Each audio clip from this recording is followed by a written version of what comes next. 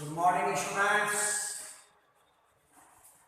Math 12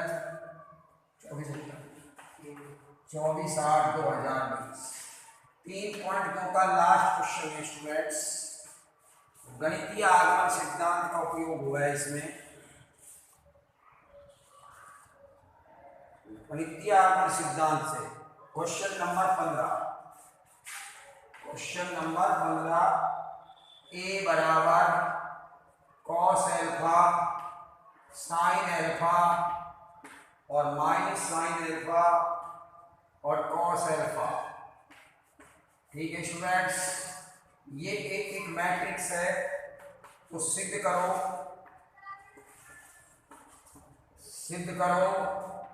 ए की घात है बराबर cos n alpha minus sine n alpha और साइन एन एल्फा और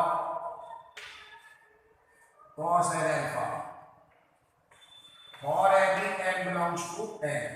प्रत्येक धनपूर्णांक, जिसको प्राकृत संख्या भी कहते हैं, धनपूर्णांक कह दो चाहे प्राकृत संख्या कह दो, धनपूर्णांक भी एक से शुरू होते हैं, 1 2 3 4 5 प्राकृत संख्या। 11वीं क्लास में स्टूडेंट्स मैंने आपको चौथी प्रश्नावली में गणितीय आगमन सिद्धांत पढ़ाया था और उसमें हमने आपको ये बताया कि जब भी कोई कथन को हम प्रत्येक प्राकृत संख्या के लिए अर्थात धनपूर्णांक के लिए सिद्ध करते हैं तो उसमें गणितीय आगमन सिद्धांत का प्रयोग करते हैं।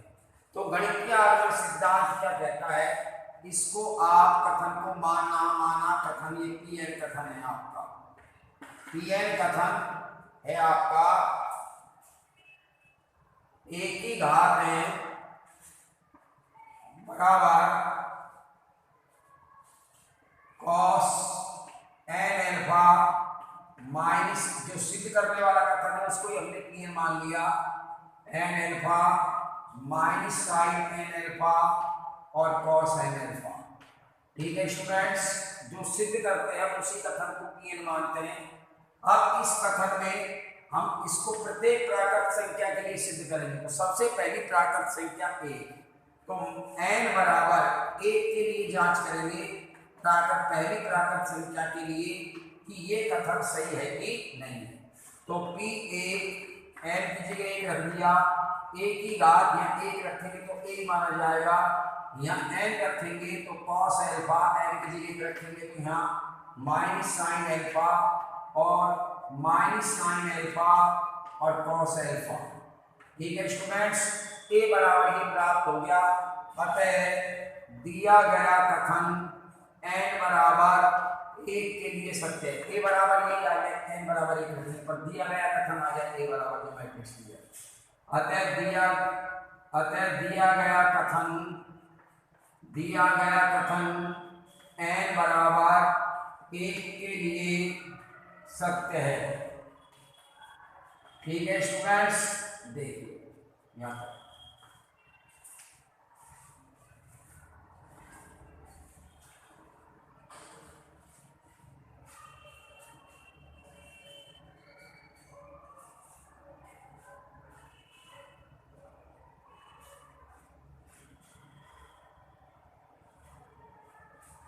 अब स्टूडेंट्स, अब अपन को इस कथन को प्रत्येक प्राकृत संख्या के लिए सिद्ध करना है।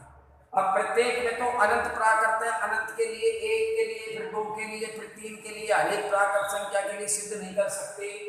तो अपन क्या करेंगे कि 1 के लिए तो कर दिया, 1 से अगली जितनी भी प्राकृत संख्या है 2 3 4 इन सबको मैं के मान लेता हूं। क्या मान लेता हूं? के। तो ये सब के है, के का मान 2 भी है, 3 भी है, 4 भी है, मतलब 2 से अनंत तक की जो प्राकृत संख्या है मैं उसको एक ही के से डिनोट कर देता हूं। तो के लिए जो के लिए सत्य होगा वो इन सब के लिए भी सत्य होगा। जैसे अपने पास अब प्रत्येक प्राकृत संख्या के लिए अपन सिद्ध नहीं कर सकते क्योंकि अनंत है।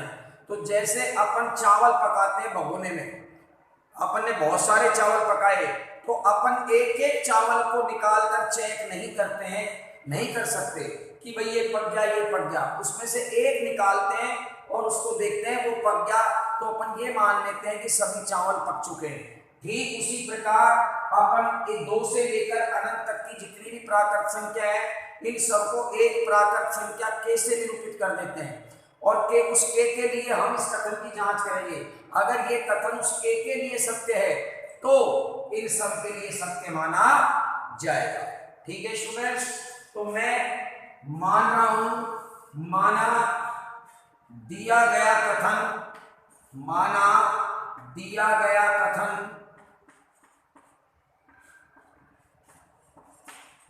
n बराबर कोई के, और के क्या है, जहां के विद्यमान है n में कौन विद्यमान होती है, प्राकृत संख्या, तो के n में विद्यमान है, तो इसका मतलब के एक प्राकृत संख्या है जिसका मान 2 से लेकर अनंत तक है। एक के लिए तो हम चेक कर चुके हैं, ठीक है, के लिए सत्य है, ये माना है मैंने, है कि नहीं है इस बात का पता तो बाद में चलेगा, ये माना है मैंने। ये सत्य तब माना जाएगा जब के से अगली प्राकृत संख्या कौन सी होगी, के प्लस 1 के लिए भी सत्य हो जाएगा। पहले तो के लिए सत्य माना है मैंने, तो ये जो सत्य माना है ये सत्य तभी होगा जब के से अगली एक कोई प्राकृत संख्या ले लूंगा मैं के प्लस 1, उसके लिए भी जब सत्य सिद्ध हो जाएगा तब ये जो माना है मैंने ये अपने आप ही सत्य माना जाएगा। फिर सुन लीजिए स्टूडेंट्स, मैंने चूंकि प्रत्येक प्राकृत संख्या के लिए हम इस कथन को सिद्ध नहीं कर सकते अलग अलग, क्योंकि अनंत प्राकृत संख्या है। अब ऐसी स्थिति में करना सकते के लिए ये प्रश्न वाले ने कह दिया, तो इसके लिए क्या है कि जितनी भी प्राकृत संख्या है एक को छोड़कर, एक के लिए मैं कर चुका हूं, अनंत प्राकृत संख्या है उन सबको मैं अकेले के से निरूपित कर देता हूं। अगर के लिए सत्य होगा तो ये कथन, तो के लिए अगर सत्य है ये कथन, तो के का मतलब जितनी भी प्राकृत संख्या है एक से बड़ी उन सब के लिए सत्य माना जाएगा। ठीक है, ठीक चावल पकाने की तरह, जैसे एक चावल देख लेते हैं पक गया तो फिर अपन ये मान लेते हैं सारे पक गए, तो के लिए सत्य हो जाएगा, तो मान लिया जाएगा कि सभी प्राकृत संख्याओं के लिए कथन सत्य है। अब के लिए तो मैंने माना है, अब ये वास्तव में के लिए सत्य है कि नहीं इस बात का पता तो जब चलेगा जब के से अगली एक प्राकृत संख्या में और लूंगा के प्लस 1, जैसे आपने के बराबर 2 ले लिया तो 2 से अगली 3 के लिए भी कर दीजिए, तो के बाद अगली प्राकृत संख्या के प्लस 1 के लिए जब मैं इसकी सत्यता की जांच करूंगा और जब ये सत्य हो जाएगा तो ये जो चीज मैंने मानी है के प्लस 1 के लिए सत्य होने के बाद जो ये चीज मैंने मानी है ये अपना आप ही सत्य मानी जाएगी, अपना आप सिद्ध हो जाएगी कि जो मैंने माना है वो गलत नहीं माना, वो सही माना है और इसके लिए भी सत्य है। ओके, अब देखिए स्टूडेंट्स, n बराबर k बिलोंग्स टू के लिए सत्य माना दिया गया है, तो देखिए क्या करना है आपको इसमें, हाँ तो pk सच दैट आप क्या करेंगे स्टूडेंट्स, यहाँ पर इसमें जहां भी आपका n है वहां के रख देंगे, तो यहाँ n की जगह के रख दीजिए, k बराबर cos n बराबर के लिया है, तो यहाँ जो कथन सिद्ध करना है जिसको मैंने n माना है इस कथन में आप n की जगह सब जगह क्या रख दीजिए k, तो a की घात k बराबर cos k alpha sin k alpha और माइनस sin k अल्फा और ये आ गया आपका cos k अल्फा। ठीक है स्टूडेंट्स, अतः जब ये के लिए सत्य मान लिया गया तो k से अगली संख्या k प्लस 1 के लिए भी सत्य होना चाहिए, क्योंकि प्रत्येक प्राकृत संख्या के लिए चेक कर रहे हैं तो k प्राकृत संख्या है तो k से अगली के लिए भी सत्य होना चाहिए। अतः इसको समीकरण नंबर 1 डालते हैं स्टूडेंट्स, अतः दिया गया कथन, अतः दिया गया कथन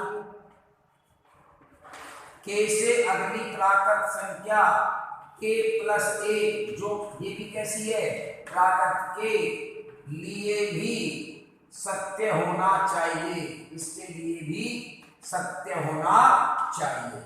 ठीक है स्टूडेंट्स, अर्थात सत्य होना चाहिए, इसकी जांच करेंगे, होना चाहिए लेकिन है या नहीं है इसकी हम जांच करेंगे। तो a की घात, अब k की जगह k प्लस 1 रखने की जानती है वहां k प्लस 1 आ जाएगा, k प्लस 1 बराबर cos, यहाँ k की जगह k प्लस 1 रखना है और चूंकि वो k प्लस एक कोष्टक में लिखा जाएगा, कई स्टूडेंट ऐसे लिखेंगे k प्लस एक अल्फा, ये गलत है। k की जगह k प्लस एक रखिए अल्फा, साइन k प्लस एक इंटू अल्फा।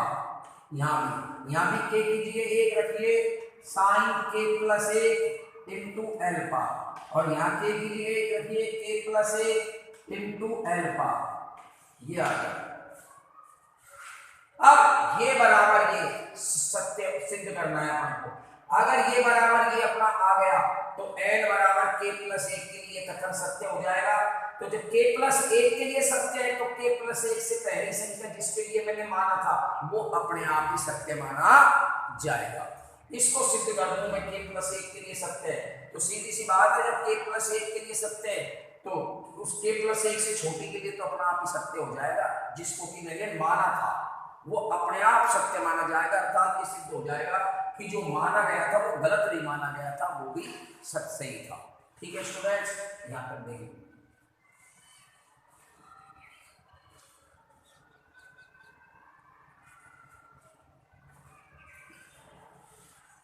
अब मैं इसको इसके बराबर सिद्ध करूंगा तो पहले लेफ्ट हैंड साइड लेके चलूंगा। इस साइड को हल करने पर ये प्राप्त हो जाएगा तो सिद्ध हो जाएगा कि k प्लस एक के लिए कथन जो दिया गया है ये सत्य है, जिसको हमें सिद्ध करवाया गया है, यही हमारा कथन होता है।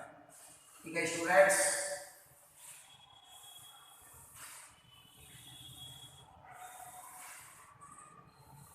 अब देखिए लेफ्ट हैंड साइड ले रहा हूं मैं इसकी, a की घात k plus a means a की घात k इंटू a।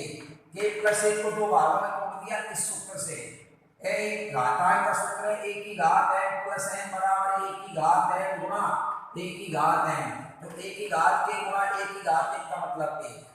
अब a की घात k का जो मान है मेरा ये मैं रखूंगा समीकरण 1 से, a की घात k का मान ये रहा cos k alpha sign k alpha और माइनस साइन k अल्फा और cos k अल्फा, ये हो गया अपना a का मान। और a मैट्रिक्स और लेते हैं। a मैट्रिक्स हमारा प्रश्न में दिया गया है स्टूडेंट्स, क्या दिया है, cos अल्फा साइन अल्फा और minus sine alpha into cos alpha, ये प्रश्न में दिया गया है। अब इन दोनों को गुणा करूंगा, इन दोनों का गुणा को आना चाहिए जो मेरा राइट हैंड साइड, पहली पंक्ति और पहला स्तंभ। तो पहली पंक्ति का पहला अवयव पंक्ति का स्तंभ से ये हो गया cos k alpha into cos alpha, पहला पहले से गुणा दूसरा दूसरे से, minus sine k alpha into sine alpha. अब पहली पंक्ति अब दूसरे स्तंभ से गुणा होगी, k12 अब यहाँ है, पंक्ति का पहला स्तंभ के पहले से cos k alpha into sine alpha, फिर पंक्ति का दूसरा स्तंभ के दूसरे से, एक पंक्ति एक स्तंभ से गुणा होकर एक के अवयव बनाती है। जब पंक्ति वही हो स्तंभ अलग हो तब अवयव बदलता है, लेकिन एक पूरी पंक्ति एक पूरे स्तंभ से गुणा होकर एक अवयव बनाएगी, पहली पंक्ति दूसरे स्तंभ से गुणा होकर a12 अवयव बनाएगी साइन अल्फा, और दूसरे को दूसरे से करेंगे sine k alpha into cos alpha. Okay students, अब यह आ गया अपना दूसरी पंक्ति का नंबर पहले स्तंभ से, तो दूसरी पंक्ति पहला स्तंभ a21 अवयव माइनस साइन k अल्फा और cos अल्फा, दूसरा दूसरे से minus cos k alpha into sine alpha, फिर ये इससे होगा minus sine k alpha, sine alpha से कर दीजिए, और दूसरे को दूसरे से cos k alpha into cos alpha. अब देखिए cos a cos b minus sine a sine b, ये सूत्र हो गया आपका cos a प्लस b का, cos a cos b minus sine a sine b, cos a plus b का। अब cos a का मान तो करें k अल्फा ये ए है और ये बी है, ये ए और ये बी, तो ए प्लस बी, कॉस में माइनस और प्लस चिन्ह आता है, बी की जगह अल्फा। यहाँ cos sine plus sine cos, cos sine A cos B और कॉस ए साइन बी, मतलब एक पर कॉस एक पर साइन, साइन कॉस है तो साइन ए प्लस बी का, यहाँ हो जाएगा साइन, क्या हो जाएगा ए प्लस बी, ए का मान के अल्फा लिया, बी का मान अल्फा लिया तो साइन ए प्लस बी आ गया। अब यहाँ माइनस कॉमन ले लीजिए, तो यहाँ आ गया आपका साइन के alpha cos alpha plus cos के अल्फा और साइन अल्फा, माइनस कॉमन लेने के बाद दोनों भीतर चिन्ह प्लस का हो गया।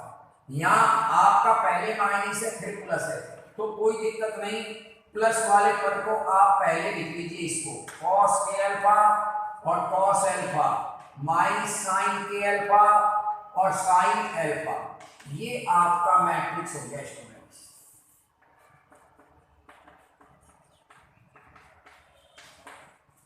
ये गुणा हो गया मैट्रिक्स।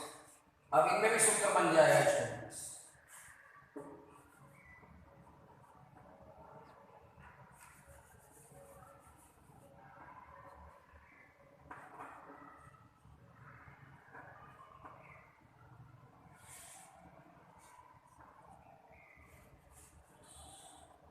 छोटा कोष्टक लगा लीजिए, यहाँ में छोटा कोष्टक है, माइनस कॉमन लिया है हमने। अब देख लीजिए स्टूडेंट्स, यहाँ तक सुन लीजिए।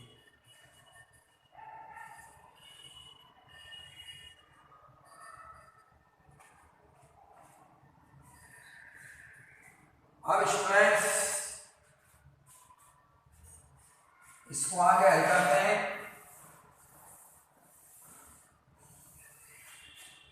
ये आ गया आपका लेफ्ट हैंड साइड, एक की घात 3 प्लस 1 का मान चल रहा है अपना, कॉस के अल्फा प्लस अल्फा साइन के अल्फा प्लस अल्फा और यहाँ minus sign A cos B cos A sine B, तो ये हो गया साइन ए प्लस बी का, तो ये ए और अल्फा बी हो गया, ये ए मान लिया, अल्फा को बी मान लिया, और यहाँ cos A cos B minus sign A sine B, ये कॉस ए प्लस बी का सूत्र हो गया, मतलब cos A plus B.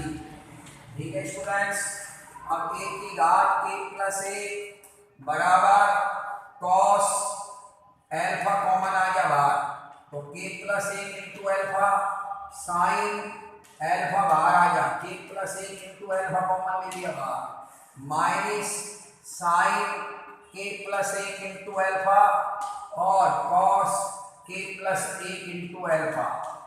Okay students, ये हो गया।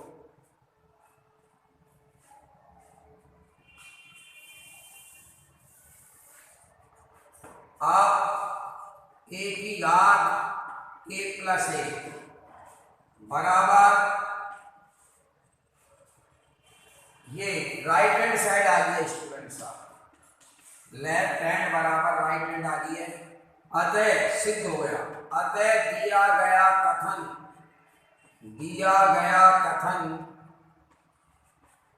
n बराबर k प्लस 1 के लिए सत्य है।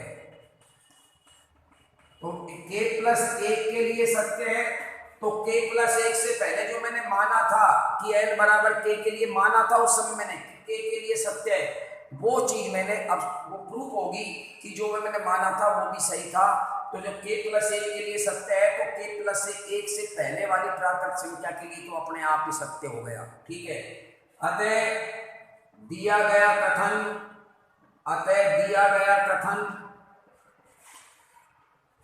फॉर एवरी का मतलब प्रत्येक n बिलोंग्स टू n, मतलब n में कौन बिलोंग करते हैं, इस n में प्राकृत संख्या, तो ये n इसमें विद्यमान है, तो इसका मतलब ये n क्या है, प्राकृत संख्या। फॉर एवरी का मतलब क्या होता है, प्रत्येक, अतः प्रत्येक प्राकृत संख्या के लिए जो 1 से अनंत तक के लिए क्या है, सत्य है, इति सिद्धम। ओके स्टूडेंट्स, देखिए